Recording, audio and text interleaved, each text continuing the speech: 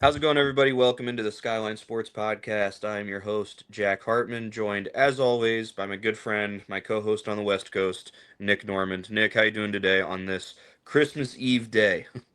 hmm Merry Christmas Eve, Jack. Happy to be with you. Super stoked to be talking football in a holiday season, man. It is pouring rain here in Southern California. We have flooding. We have just water up to our ears right now. And I am not going outside right now. I have no interest in being out there in the rain.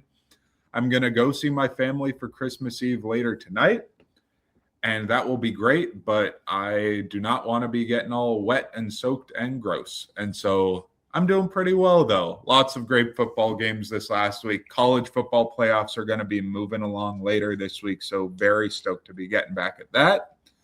And just enjoying my time, though, man. Work's really chill, really slow right now with a lot of folks out for holiday, and just doing really well. How about you? Nice. Yeah, doing well. We are literally at any moment. Our second daughter might decide it's the time to come, so we are, we haven't made many uncancelable, unmovable Christmas plans. Um, But this is the first Christmas since 2022 that um, we've been back in Pennsylvania, not just visiting, but like we're here, and so we're really excited about that. Um, yeah, a lot of good football this last week. We talked about a lot of games last week, more than normal, and almost not almost all of them that we talked about ended up being absolute bangers. And so this week we're also going to change our format a little bit. Instead of talking about teams or players or coaches that impressed us and things that, depressed us. We're just going to go and cover all of these games because they were all great. They were all memorable, had some awesome moments. Um, we will end with predictions. It's getting harder and harder for us to come up with predictions because the regular season's almost over. We can't say like, oh, the New Orleans Saints won't make the playoffs. Like they haven't. They were eliminated from the playoffs, like 3 weeks ago. But we've got stuff, and so we'll make sure to end with that. So getting right into it. Week 16 started on Thursday night with Rams at Seahawks. It was an incredible game, a classic. I saw someone post, and I think it's totally accurate. Like, it's been a good NFL season when every week there's a game that people say is the game of the year. And this week it was certainly the Seahawks Rams game. Um, the Rams went to Seattle with the same record. Winner got the most pull in their favor to win the NFC West with 2 weeks to go. It was a great game. Rams were ahead for most of it. Seahawks mount this incredible fourth quarter comeback, force the game into overtime, and go and win it in overtime. Just incredible performance from Sam Darnold. Not the whole way through, but there at the end, really clutched up. That was really impressive. Matthew Stafford just continued to do Matthew Stafford things, threw for 450 yards and 3 touchdowns. This was just an awesome game. Nick, what are some of your quick takeaways from it? So I just think that between Seattle and the Rams, I think that game completely delivered. I went to the first game and it was a really good game down the stretch, even though it was some ugly football, obviously, by Sam Darnold. This game completely delivered with Sam Darnold throwing 2 ugly picks that I think they are about as ugly as they were in the first game with the 4 in the first game. Sam Darnold is still very good at throwing footballs directly into people's chests who are wearing blue and yellow, not blue and green, but blue and yellow in these games, man. He is hitting these dudes directly in the chest, and they are getting great field possession and catching it on the move, man. Darnold, man, threw 2 ugly picks. His play down the stretch, though, was really impressive. The easy 2-point conversion and the touchdown that they got in overtime, really impressive. Special teams obviously cost the Rams massively in this game. Their special teams coach has since been fired by LA. Mm-hmm. They had the massive Rashid Shaheed return touchdown, which was huge late in that game. And then the Rams also had a missed kick late in that game, too, that would have put them in a great position to win that game without having to go to overtime. The Rams, man, I just feel like these offensive coaches that they focus on just getting their offense perfect and clicking on all cylinders. And in this game, the Rams offense did click on all cylinders. Their offense looked incredible, but their defense obviously looked spotty in certain spots after those 2 interceptions. But late in the game, obviously, they forced a number of punts, as did Seattle's defense, and the Rams both forced a lot of punts late in that game. But man, special teams by some of these offensive coaches. Kyle Shanahan suffered in a similar way, where he's had kicking issues with the Moody draft pick that then Moody was cut, punter issues, return touchdown issues. McVay and Kyle Shanahan, I think, both suffer from some of those same problems. Puka and Stafford put up a crazy day. Puka Nacua actually lost me my game in fantasy. I was in my fantasy playoff first match, and he dropped 40 points on my head. It was a half PPR league, and he probably would have dropped even more in a full PPR game. But he dropped over 40 points on my head. I lost by 20 points. If he would have only had 20 points, it would have been basically a toss-up. But he decided to score 40 and ruin my Christmas.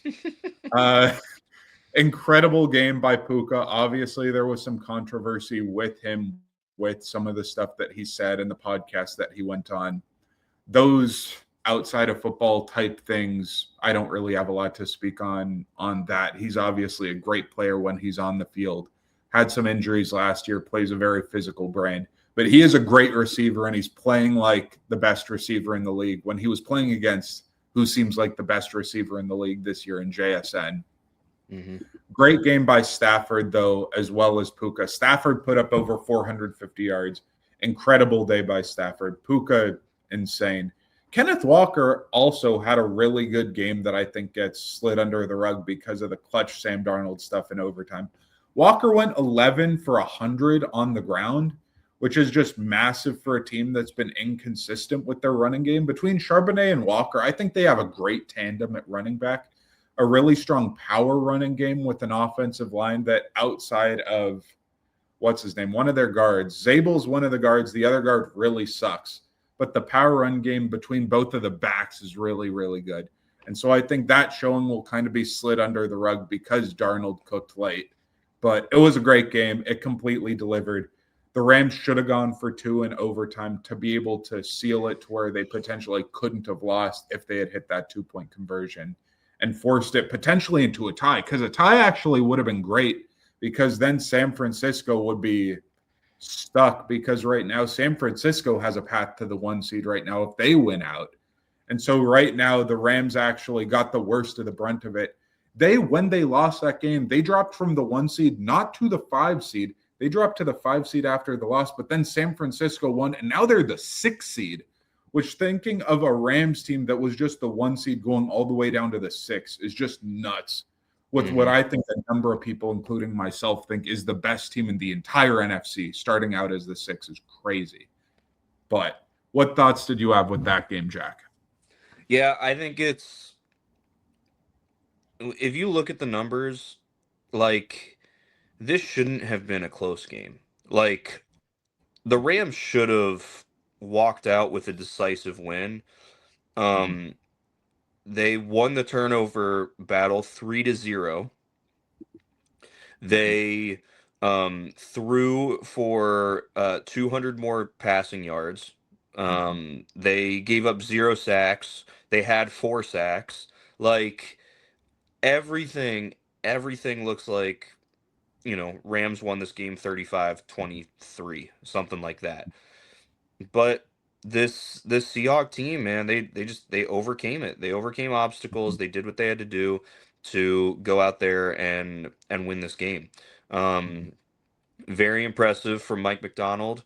I think if right now it would be hard for me to vote for someone other than him for Coach of the Year if I had a vote.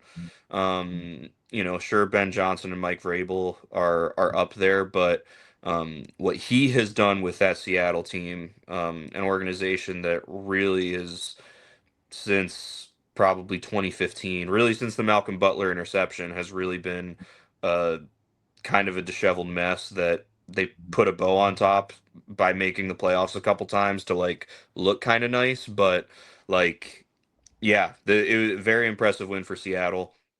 Um, I mean the time of possession, this game, added up to be like 67 minutes because of going to overtime. Los Angeles had the ball for 40 and a half minutes. Seattle only possessed the ball for 26 minutes. And like again, it's just stuff that just it looks really really bizarre when you look at the numbers. Of course, Seattle did have a very decisive advantage running the football. The average yards per carry was doubled, but even still, if you look at total rushing yards, it was 124 to 171. Like, okay, that's not that large of a gap. Um, you also can look at the Rams were 3 of 6 in the red zone for touchdowns. So okay, if you punch one more in instead of kicking that field goal, okay, that helps. But even still, like those are nitpicky things. It feels like. Seattle just won the game. They put it together when they had to put it together, and got that home field advantage and went and won this game. Very impressive. They certainly, I mean, the they control their own destiny to let the entire path of the NFC run through Seattle. Um, it would not surprise me if both Seattle and San Francisco win this week, and our Sunday night football game, the last week of the year, is Seattle and San Francisco, kind of similar to what we experienced in the NFC North last year with the Lions and the Vikings, and that game being for the NFC North title. Um, be really interesting if San Francisco ends up winning out, because they would win the NFC West. They would have the 1 seed, and in doing so, literally they would never have to leave their home stadium for the whole run, because the Super Bowl is in Santa Clara this year. So that would be really, really interesting, and would be a huge story for what Kyle Shanahan has been able to do with probably less than he's ever had, as San Francisco's head coach. But that's getting more into just general NFC West talk, not this game specifically. In this game specifically, Seattle came out on top, and that's kind of all you can say, because if you try to talk through anything else, it's like, oh well, they did this, but the Rams did that better, actually. Oh well, Seattle did. Oh no, the Rams did that better. Like, really, the difference was the Rashid Shaheed punt return touchdown. Like, other than that, I can't look at any stat that's like, oh well, this was the clear advantage that Seattle had. I was going to ask you because, like, special teams obviously was a massive deal, hence why the Rams fired their special teams coach. So, if I'm putting blame on anything for the Rams' loss in this game, I think that it's Rashid Shaheed and his return touchdown in special teams being the top line. Like, that's the biggest reason why the Rams lost. And I think the second and third things are a little bit interchangeable. I think that the coaching questionability of what they were trying to do in overtime, because I think that a tie is massive, obviously, as we talked about, but they should have gone for 2 there in overtime, should the Rams have. And I think that if they had done that and made that coaching decision, I think that that would have been really helpful.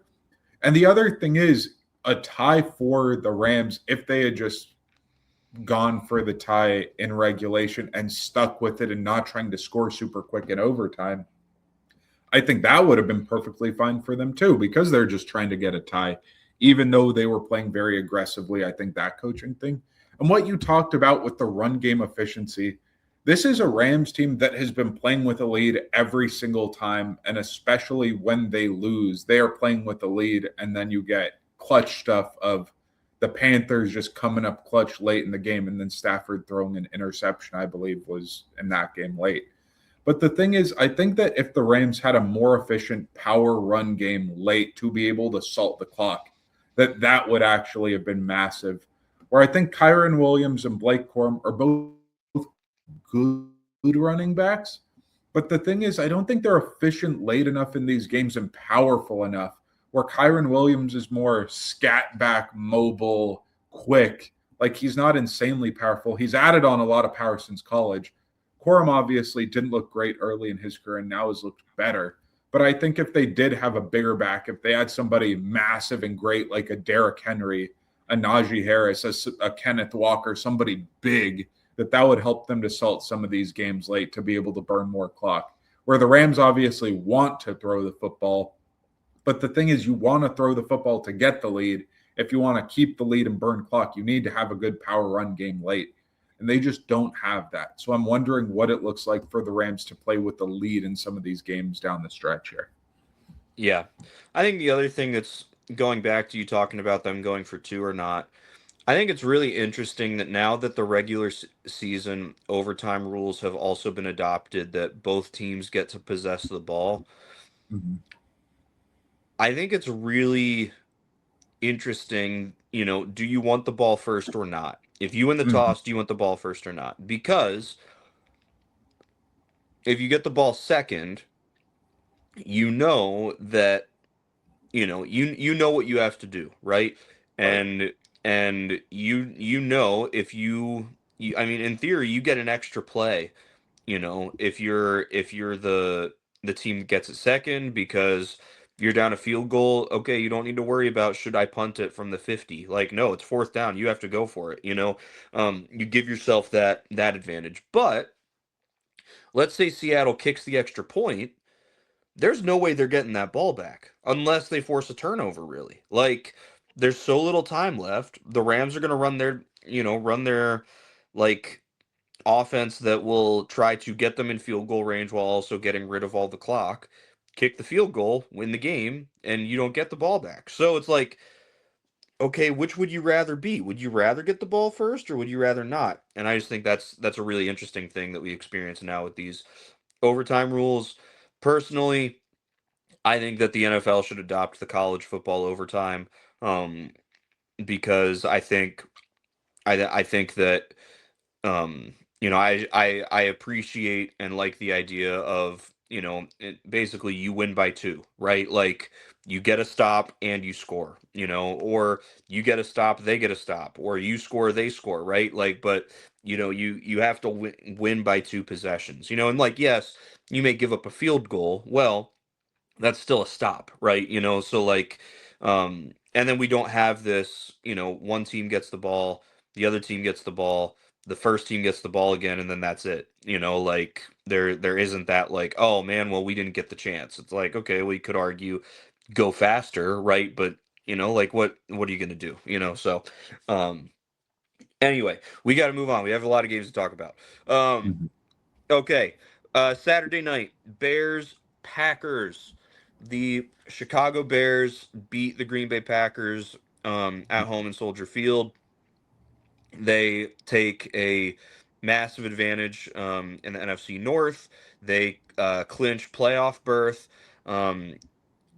Caleb Williams looked good. Chicago looks good.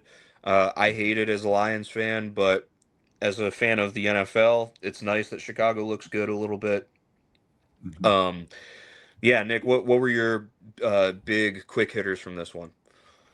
A couple of big quick hitters. I think that Caleb Williams, his arm strength and ability to throw great balls, even in bad conditions, because there are some players, obviously, all time that have good arms, but they throw in domes. There are players like that, like a Peyton Manning or a Drew Brees, where they are great arm talents and throwers of the football.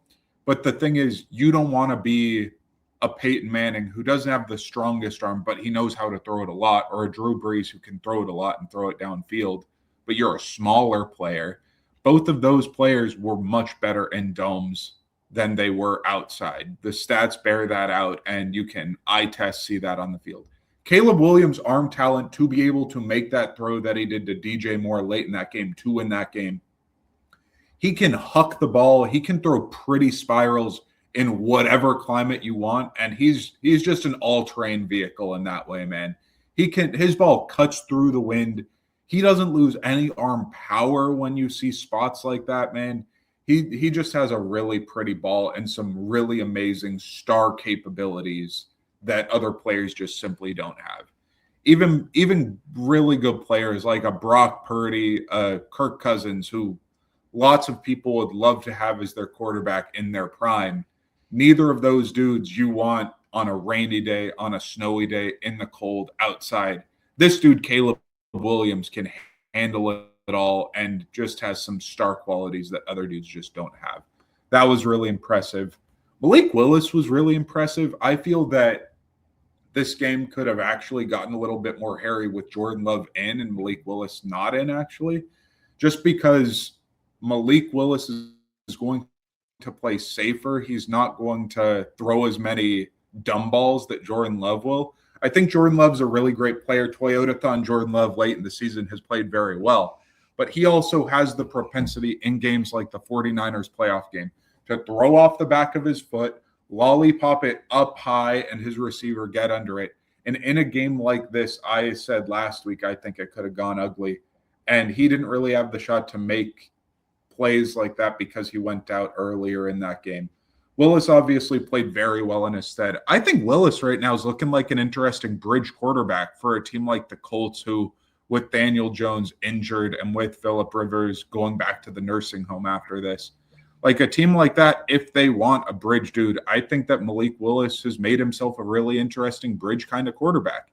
And I think that the Packers coaching staff has done a really impressive job coaching up these guys, especially in imperfect situations where you're missing your star tight end, you're missing your closer edge rusher who's going to boost up your entire defense. And yet he played a really efficient game, going 9 of 10, playing really well. Malik Willis was really impressive too. I have three things that I take away from this game that are the reason that the Bears are 1 year away from being serious contenders. Mm. Thing number one, third down efficiency. They were 2 for 11 in this game. Thing number two, um, completion percentage. Caleb Williams has had the second worst completion percentage. He's 32 out of 33 quarterbacks who have thrown the ball enough times to qualify in completion percentage this year. Last thing, penalties. The Bears in this game, 10 penalties for 105 yards. Two of those three things, Caleb's completion percentage and penalties, I think will absolutely get worked out, will get coached out by Ben Johnson and his staff throughout this coming off season. Third down efficiency, I think we kind of see that. I mentioned it again, like as the one small silver lining as a Lions fan with Ben Johnson leaving is sometimes he just gets too glued to what he wants to do, um, and is not willing to bend a little bit based on what the situation looks like. He takes a little longer to be willing to change his play calling based on, oh, this isn't working. He's a little more prone right now as a play caller to be like, no, this can work. No, this can work. We are going to keep doing this until it works, until sometimes it feels a little too late to make the change and be like, okay, I guess we're not running the ball well today, and like changing that sort of thing. But again, I said at the time that's like really, really silver lining type thing. If I looking at it as a Lions fan back then, obviously right now I would still much rather have Ben Johnson as my offensive coordinator. But still, those three things by this time next year, I don't think will be problems. I think they will all get taken care of. But because of that, it's the reason why the Bears in a game that their defense played very well. Um, they kept what some people were talking about as one of the hottest offenses in the NFL right now, completely like harmless basically. But it's the reason that despite all of that, it took them going to overtime to take care of this. Caleb Williams is on pace. We talked about it last week. He's on pace to be Chicago's first 4,000-yard passer ever.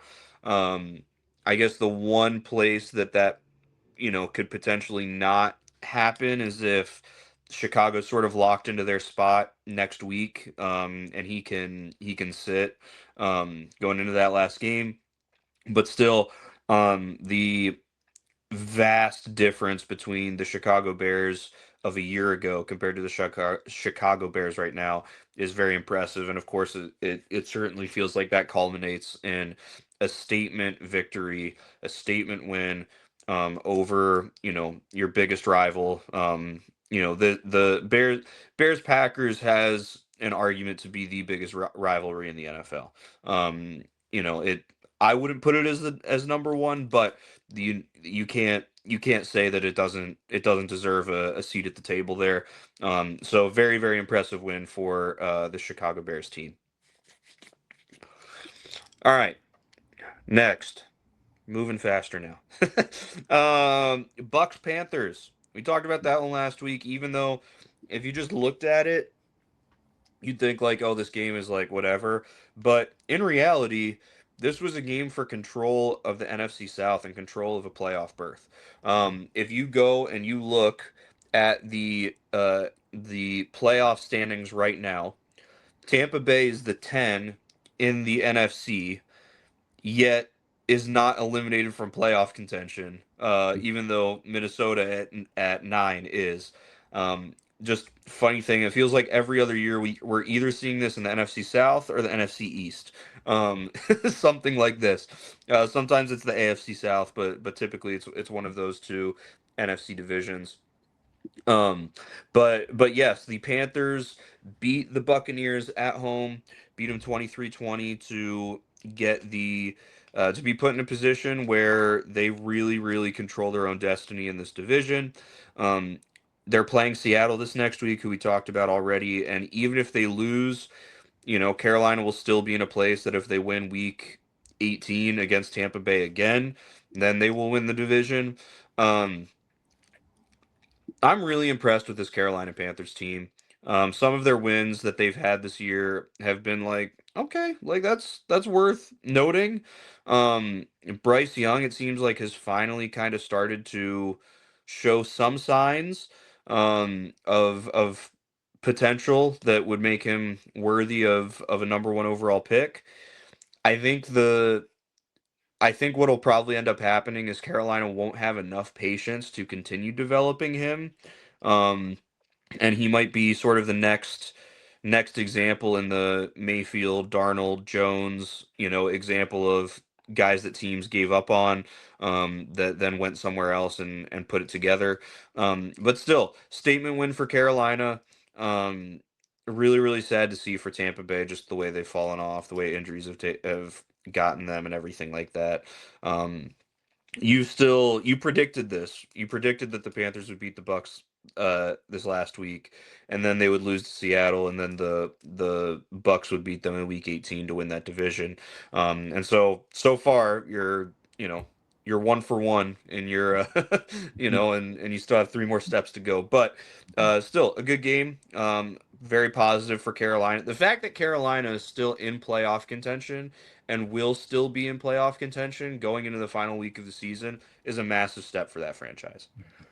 For sure. I think that just looking at where they've been the last 2 years, they looked like I was going to say a G League team. This is an NBA. They look like they don't belong. One of these things is not like the other. Like they didn't look like a legitimate franchise, very much like how the Titans this year looked for the better stretch of the year, where it's like, oh, they're just unserious. They just don't have the talent. They don't know what they're doing. They're not coached well. I think that we got to give a ton of credit to their head coach. Dave Canales has really turned that team around. I think the offensive line has really, really improved. They have a big, powerful offensive line that's able to move people. This game, we didn't see the power run game be efficient. They kind of got shut down, but Bryce played well. 2 touchdowns, 67% completion percentage, played really well. I just think that Bryce right now, he's playing with more confidence than he has before. He's playing with more control. He's playing more freely. He's actually showing a bit of creativity and creation that I don't think we saw early in his career, where because of the lack of confidence, I feel like the walls were just closing in and the play was over. The walls would just close in and he'd throw a duck. He'd throw an ugly play. He'd try and make something happen and it would go poorly. Right now, his athleticism's really coming through. his ability to play make and get the ball to Tep McMillan, who's been really good this year, hasn't had a massive like top 10, top 15 receiver in the league year. But considering the Carolina offense, what he's been able to bring as a big body receiver, as a dude that has a massive catch radius and is easy to see and target for Price, I think's been really good. I think the ball skills that this defense has been really impressive too. Picking off Matthew Stafford to win that game, picking off Baker Mayfield to win this game.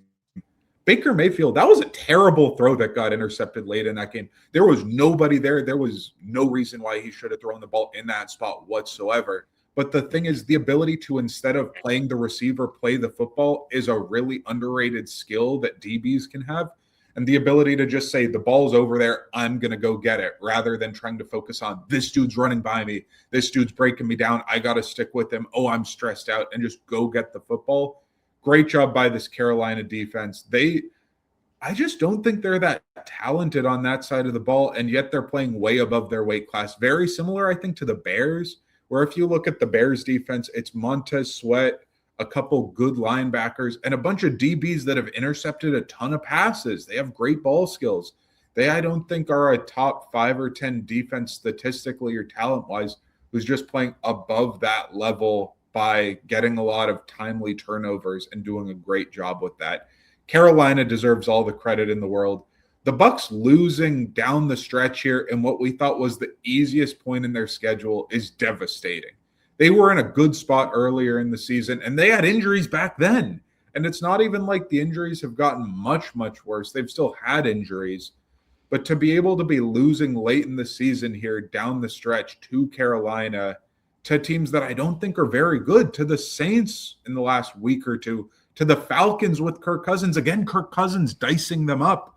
I just think that this Bucs team, going from winning the games that they shouldn't and the games they should early in the season to losing all the games that they shouldn't lose, has been devastating to them, to a team that you thought could elevate above, could dominate this division, and a team that I thought could bump up a couple more wins than the last couple of years when they have been winning the division. And they've gone the opposite direction, primarily with injuries, but Baker hasn't been playing well either.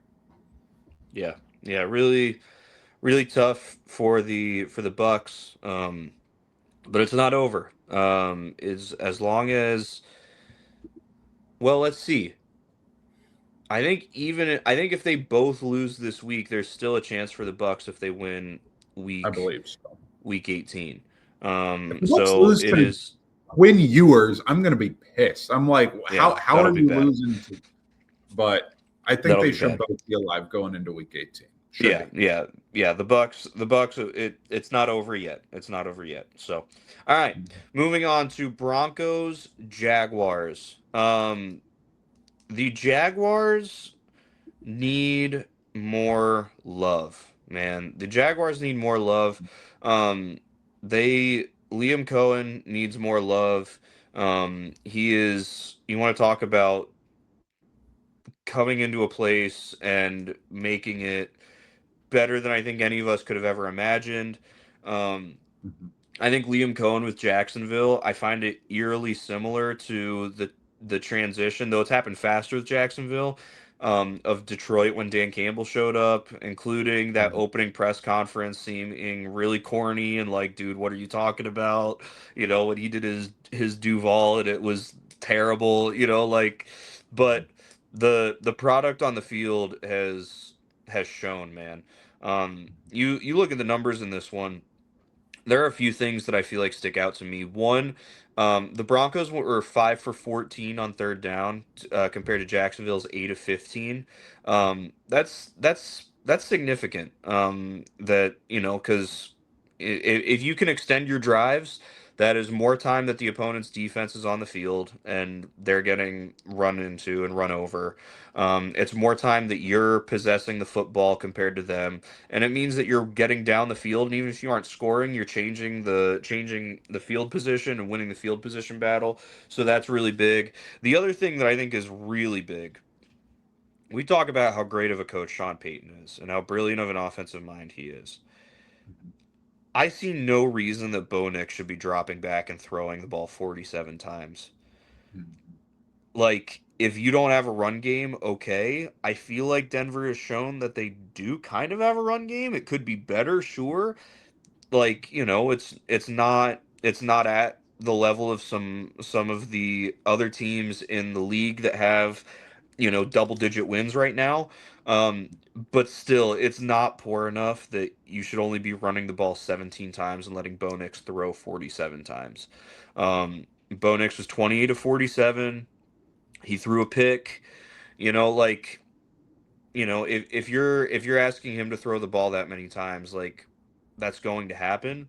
And also, if you're asking him to throw the ball that many times and he's being that inefficient doing it, um, that's how you're going to have situations where you're not able to move the football. You're able to give Jacksonville not just the ball, but the ball with plenty of time because you have incompletion after incompletion after incompletion.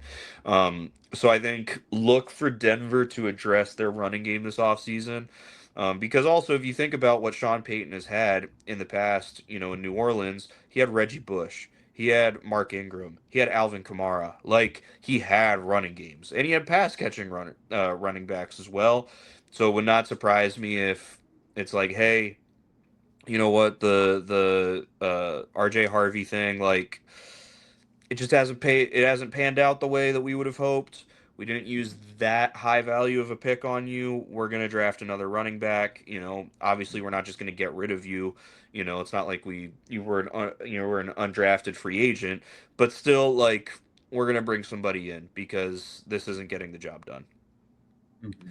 I get you. I think the injury to J.K. Dobbins was actually way more impactful than I think people think that it was.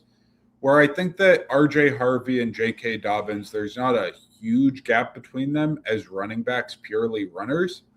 I think that R.J. Harvey's been a really good pass catching running back, and J.K. Dobbins does have some of that. But I think that the ability to keep your running back's legs fresh really matters. And the backup running backs right now after Harvey with Tyler Batty and who are their other running backs? Audric Estime's out. Jaleel McLaughlin's an interesting running back. But I think the lack of ability to have running backs after Harvey right now that you trust has been difficult. And I think that this is an offense that wants to have a multiple set kind of running back system where they don't want to have just a singular bell cow. Even though Alvin Kamara was a great player in the Saints system, him and Mark Ingram were where they made music together, where Mark Ingram was run it through a dude's face. Alvin Kamara was bounce it outside, be creative, be able to cut, be able to catch the ball. And I don't think they have that dynamic right now with their running game. I do think that the point that you made about Bo Nix throwing it as much as he does is fair. But I do think those stats are obviously going to be a little inflated in Sean Payton's system, considering how many throws they throw to the running back, how many screens they throw out in the flat. They just throw a lot of throws that are extensions of the run game and not actual, like, throw the ball downfield kind of throws. Yeah. But I still agree. I still agree with you that they need to establish a run game more than a pass game that includes some run type plays. Where I think that putting the ball in the hands of Bo Nix that often at the point in his career where he's at right now, I think that Bo Nix could become a good player, but right now he's just an okay player. And right now you don't want him throwing that many times, especially against teams that are going to be fighting you in the playoffs with really timely defenses like Jacksonville that can get interceptions, that can force fumbles, that can make plays. You don't want Bo Nix to be out there just slinging the ball all the time against defenses like that, like you were saying. I just wanted to point out, too, how this game went from close up against it to ran away with by the Jaguars as well. The game's 17-17, tie game. Jacksonville gets the ball. Jacksonville drives the length of the field. Trevor Lawrence runs it in 1-yard run. And now it's 24-17 Jacksonville. Broncos get the ball back. They immediately go 4 and out, punt the ball away, and then Jacksonville goes down, scores a touchdown. And then Bo Nix fumbles on a read option play. Then the Jaguars kick a field goal, and it goes from a 0-point lead to 7-point lead to 17-point lead immediately like that. And that's Mhm. what happens when an offense that, as you were saying, can be not great with Bo Nix at the helm, that you don't necessarily trust in these big spots, go from a close game to broken wide open. Mm. Where I think with this defense, they should be able to trust them more, but they put them in some bad spots there down the stretch, especially with that fumble late, with the Bo Nix interception on fourth down, then the turnover on downs. Jacksonville could have scored even more in that fourth quarter, and they just decided not to because they had such a sizable lead there. But it was kind of surprising, I think, that early into that game, that being up 24-17 for a Denver team that plays stout defense, that's a really good defense, the fact that they were even in that position is kind of shocking to me. Definitely. Yeah. I think this sort of shows that the luck is running out for this Broncos Mm-hmm. team. Mm-hmm. Um, to have a record, no matter how good you are, no matter how good, how well rounded your team is, no matter how many Pro Bowlers and All Pros you have on the roster, in the NFL, to have a record like this, there are times that you have to be lucky. That's just the way it is. Or times that it comes down to, no matter what, it comes down to one play and you win that one play. And it's not lucky that you won that one play. You went out and you won that one rep, but still, like when it comes down to one play, it really can be literally anybody. Um, and I mean, I think a great example like is, my Detroit Lions last year. They went 15-2, you know, there were some times that it was like, no, this isn't luck. They're really, really good. Like when they were hanging up 50 points on every team in the AFC South. And not every team. It was Jacksonville and Tennessee, but still, like stuff like that. There are other times that it's like, no, it came down to one rep in the Thursday night game against the Packers where they went for it on fourth down and kicked the field goal. It came down to that one play. In many ways, it came down to that one play. They won that one play. They weren't lucky on that one play. They went out and won that one play, but still, all that to say, when you have a record, when you have that many wins in the NFL, those things happen. And we've seen this looking at this Broncos team since they started their crazy win streak. And so we saw them finally play against an opponent that was not inferior. That was the type of opponent they're going to see in the playoffs, and this was the result. And it would not surprise me if the Los Angeles Chargers go and beat the Broncos in the last game of the season, and Denver doesn't even win their division. They're playing with it right now. It's like, oh, Denver, the one seed, they might be on the road playing their first playoff game this year, which can happen really fast. You've seen it multiple times in the NFC this year. A team go from, oh, they're the one seed, they lose this week, they end up as the six or the seven. Happened with Chicago. Just this last week, it happened with the Rams. That when you get to crunch time, the last 4 weeks of the season, all of the games post Thanksgiving, you don't have room for error. And I think that's what we're gonna experience with the Broncos here over the next couple weeks. Yeah, that makes a lot of sense to me. I think that this also brings up an opening for a conversation that we can continue another day, but that there are a ton of teams this year that, whether you want to call it luck or whether you want to call it win inflation, that like their win-loss records are crazy inflated.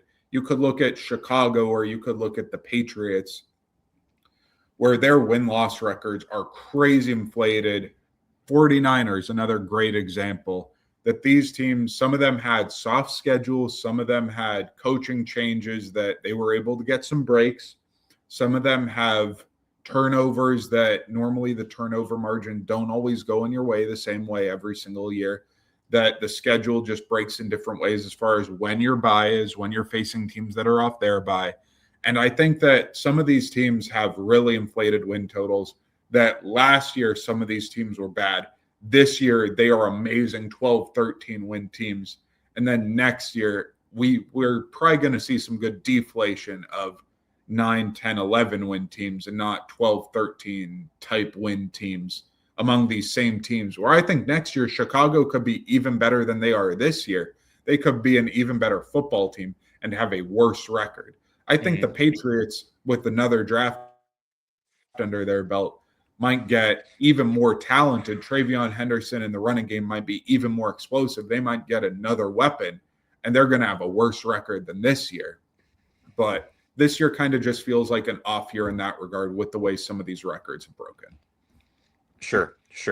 Speaking of the Patriots, let's talk Pats Ravens. We were planning to talk Lions Steelers, but I just don't have the time to be able to talk that game too. So we can talk more about it later if all of you really care to hear about our takes on it. My take, there was nothing controversial. It ended because of offensive pass interference. That it was clear as day. He knocked Jalen Ramsey on his butt, and the Steelers won that game. So there we go. That's Jack's take on the Lions loss to the Steelers. All right, the Ravens and the Patriots. This was a game that we circled because one, Baltimore is in desperation mode. Two, in some ways, this Ravens team on the road was like one of the better teams that the Patriots had faced in a while, and so it gave us a little pause. Um, like, hold on, we need to keep an eye on this. Lamar Jackson gets hurt in this game. The Patriots come back in the end to win this. Drake May has a, if this was college, we would call it a Heisman moment with leading that drive there in the end in the fourth quarter. But still, a moment that really establishes and solidifies, like, no, he's legit. And dang it, New England got another one. um, but all in all, the Patriots did what they had to do to stay alive in the race for the 1 seed, as well as keep Buffalo at arm's length. This one, if you look at the box score, it's really tough to say like what it was that really set New England over the edge. They were worse in third down efficiency. They certainly had far more yards. So like that's a pretty obvious one. But they tied in turnovers. So like it's not like that was a clear advantage for them. Um, Penalty wise, they were the Patriots were penalized less times, but for more yards. So like take that as you will. Um, but really what I think this comes down to is that Baltimore is going to have to really look in the mirror and make some tough decisions this year. And I'm not going to say more because my prediction for this week is tied to that. But Nick, what did you sort of see from this Patriots Ravens battle? One, I just want to give a reverse shout out to Mike Rabel. Like, what are you doing, man? Going for a fake punt against Tyler Huntley and the Ravens? Like, what? Why are you even doing that? Like, it was 4th and 10. It wasn't like it was 4th and 2, 4th and 3, 4th and 4. It was 4th and 10, and you were like, I'm gonna fake punt it when they have the lead, when we have the better quarterback, we have the better team. And that was just a decision. I feel like that was just like, Mike Vrabel, what are you doing? Like, what the heck is that? And the rest of this game, let me tell you if you've heard. Not let me tell you. Let me ask you: have you heard this story before? Lamar Jackson, injured, kind of weird situation, running around, goes out of a game mysteriously. Derrick Henry running incredibly well. The run game is great. Derrick Henry and Zay Flowers, the Ravens stars, fumble the ball multiple times. The Ravens don't use Derrick Henry in the clutch. Why aren't they running the ball late? The Ravens lose a game that they have a double-digit lead in the clutch. Have you heard that story before? Yes. The answer is yes, because this is the Ravens' freaking MO. How is it that John Harbaugh, when it's the same points, it's fumbles by your stars, it's Lamar Jackson and his health, it's Derrick Henry not running the ball enough later, not establishing the run and sticking with it late in the game, it's having double-digit leads that you can't keep. Mm-hmm. It's literally the same points game after game, year after year. And John Harbaugh could literally say, this is an issue, we're going to fix this. This is an issue, we're going to fix that. And it's the same things. And they refuse to fix it. Mike Tomlin and the Steelers have had issues over the years, and it could be a number of things. It could be the offensive line, it could be the running game, it could be the receiver position, it could be special teams. And every single season, they will attempt to address the run defense, the offensive line. They started drafting first round offensive tackles. The run game, they draft Najee Harris high, even though that wasn't a great decision. They wanted to establish the running game because they wanted to complement the passing game. They drafted a lot of receivers because they wanted to boost up the receiving game. They trade for DK Metcalf because they wanted an established receiver. They attempt to fix the issues because they see them and go and attack them. The Ravens don't have a star pass rusher. It's always the same issues, and it still is the same issues, and they should be smacking themselves with it being the same story over again with these Baltimore Ravens, man. Yeah, I mean, I couldn't really say it better, myself. Like this, and this has kind of been the story of the Ravens this year. Is it all really coming to a head? Like it's always been like, well, the Ravens have one of the most ferocious defenses in the league. They really don't this year, and they in the last couple years, it's kind of felt like, maybe, like the offense kind of bails them out more than it used to be the other way around with the Ravens. This year, the defense has not been impressive. The offense has not been impressive.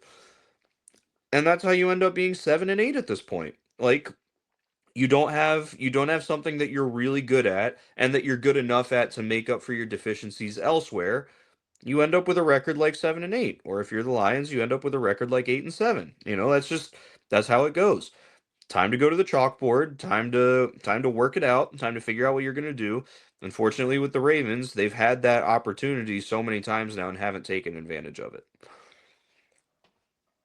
All right, let's go to predictions. Um, we will let well before that, a couple games. Nick, just give me one game real quick, like 30 seconds. Why it's exciting. For this next week, Yeah, okay. For this next week, I think there are a number of still interesting games here. I think Seattle versus the Panthers is going to be a really interesting, exciting game. The Panthers coming off a big, important win. Seattle coming off a big, important win. Seattle having the extra rest and having to go to Carolina for an early game. West Coast teams traveling east for early games normally come out flat, but with the extra mini bye rest, I think that's going to be really critical for Seattle to have that there. And I think both of these teams are fighting in a really big spot where Seattle, they're trying to keep the 1 seed. They're trying to stave off the 49ers. They're trying to stay on this dominant path. And the Panthers are trying to stay on this path of winning the NFC South. And in Carolina, the Panthers have been great. I think that this game's going to be way closer than I think we would have looked at it a number of weeks back or months back, where the Panthers, obviously, we thought less of than we do now, and the Seahawks we thought higher of, and we still do. I think that this game should be really fun, and hopefully we see good Bryce Young here. definitely. I'm really intrigued by this Texans Chargers matchup on Saturday. Um, this game means a lot in the AFC playoff picture. Like a lot. Because you have two teams here that are competing to chase down teams leading their division. Um, both of their opponents, or both of the teams that they're chasing down, are playing division opponents this week that are worse than them. But in the NFL, in interdivision games, like anything can happen. So like the Broncos are playing the Chiefs on Christmas Day. I remember 2 years ago on Christmas Day that the Chiefs played the Raiders, and the Raiders almost won that game with Aiden O'Connell as their quarterback, right? So I think like they did win that game. They did win that game, I'm pretty sure. The Raiders beat the Chiefs on Christmas 2 or 3 years two ago. years ago, 2 years ago, last year they played. I don't think it was on Christmas Day, but they did play. Um, Around Christmas, and that was the Aiden O'Connell fumble at the very end that uh the Chiefs ended up winning that game. Or both of those things happened in the last couple of years.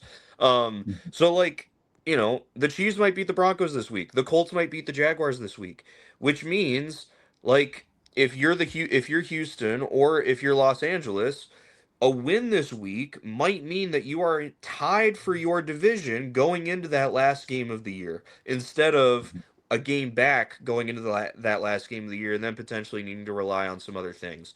Um, so I give the advantage to the Chargers in this game.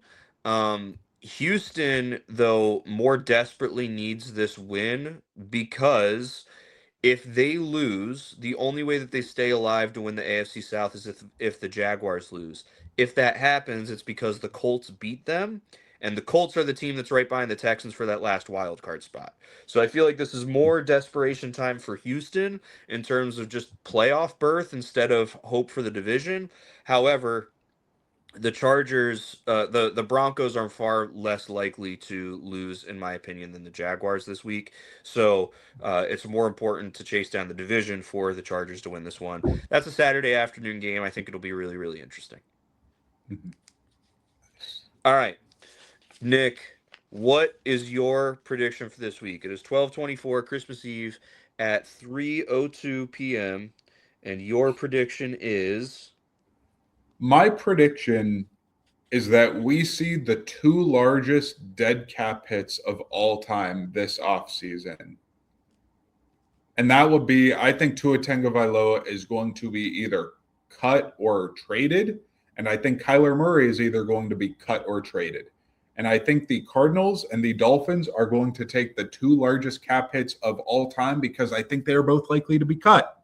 At least I think that Tua is guaranteed to be cut. And I think that Kyler is very likely going to be cut. And I think that that is going to lead to massive cap hits that are going to be unbelievable when we see those numbers in the offseason. that is really interesting. I could see both of those things happening. I wish we had time to talk more about it. Obviously, we'll talk about it this offseason. Mhm. But where do guys like Kyler and Tua go? I think that's Mhm. a really, really interesting question. All right, my Mhm. prediction 12/24 at 3:03 p.m. My prediction is that in 2026, we will not see both John Harbaugh and Lamar Jackson at Baltimore. One of the two of them will no longer be in Baltimore.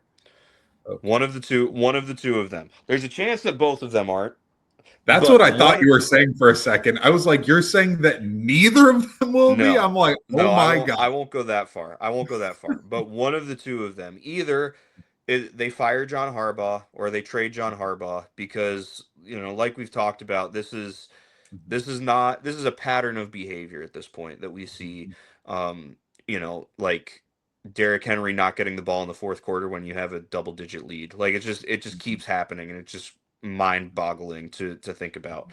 On top of that, the Lamar Jackson situation is far more fascinating and far less black and white, in that now is about the time that it would be time to start thinking about extension. He's going to have a massive cap hit after this season, and so what you do is you sign extensions to pull that out a little bit more, stretch that out a little bit more. What he is going to ask for good reason, is going to be north of 60 million and it's going to be fully guaranteed. That's what he's going to ask for. Dak Prescott right now is at 60 million. I forget for sure whether that's fully guaranteed or not, but still Dak Prescott is getting that money in his contract and he has two less MVPs than Lamar Jackson does.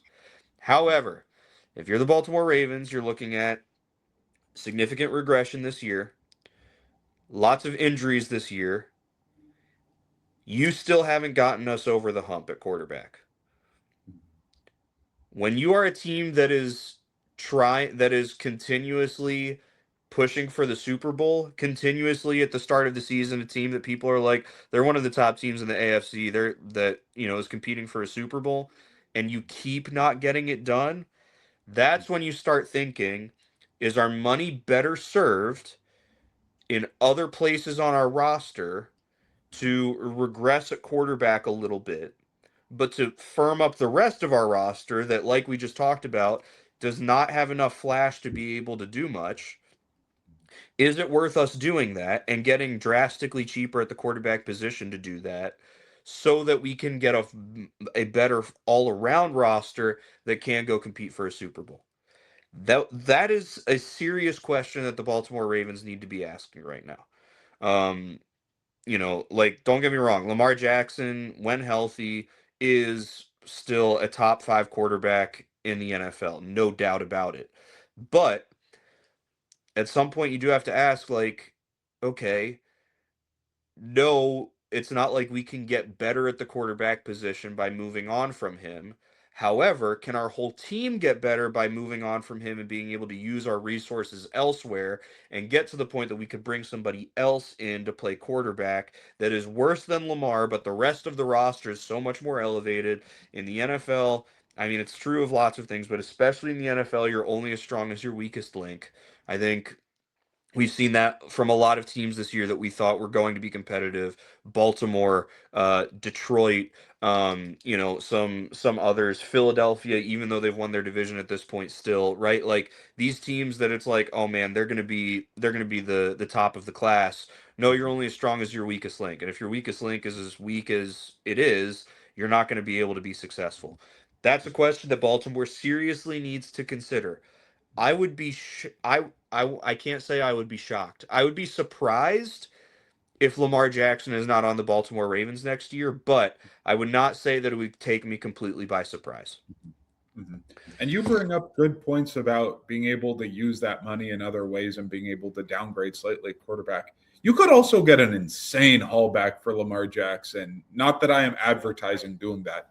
You could get 3 first-round picks and other stuff too, players or other second or third round picks, I think easily right now. And that's presuming that Lamar Jackson doesn't have any serious injuries with his back injury he just sustained. I think that that could be massive. I think a big drawback with that could be that Lamar doesn't have an agent. Because he doesn't, that it would be extremely difficult, I think, to be able to materialize a trade, considering the communication networks you'd have to go through with Lamar in that situation. But I think you make a good point there. I think that Baltimore is ripe for a change of some kind, as you're saying, though. Yeah, because it's not working. Like it isn't. Now, in the last couple of years, Lamar, just Lamar, even though it's the whole organization, has gotten over the hump of winning playoff games, but he hasn't. I mean, he's like the difference between him and Josh Allen used to be, well, he has MVPs. Now Josh Allen has an MVP. It's the same thing. They haven't gotten past the AFC Championship game. That is the farthest they've gone. It's especially sucks if you're Baltimore right now, looking and seeing that Mahomes is not in the playoffs. Like that was your kryptonite, and before him it was Derrick Henry was your kryptonite, so you added him to your team, so he can't be your kryptonite. Now it's Patrick Mahomes. He's not even there, but you're not even going to have a chance. That is going to be a really tough pill to swallow if you're Baltimore. Mm-hmm. For sure. Same thing if Josh Allen doesn't pull through this season with the playoffs, with no Lamar potentially, or no Mahomes, and no Joe Burrow. Having all those quarterbacks in the AFC be out, and you end up being a wild card if you don't pull this off, man. Josh Allen, I don't know how we're going to talk depending on how this result falls. Yep. I mean, my prediction last week was Buffalo makes the Super Bowl, and if not, Josh Allen never will in Buffalo. And Mm-hmm. Right. Buffalo was taken to the brink by the Cleveland Browns this last week. So Mm-hmm. seems like we're leaning in the Allen never making a Super Bowl in Buffalo, but we'll see. Mm-hmm. All right, everybody, Merry Christmas. Enjoy your holiday. We will be back next week, hopefully finding the time to talk NFL, obviously, and also do a college football episode as well to talk college football playoff. We have not recapped what happened in the first round, but we have until next week till the second round happens, and so we're going to try to utilize time next week to talk about that. Enjoy your holidays, stay safe, enjoy the time with your family and with your loved ones, and have a good one, everybody.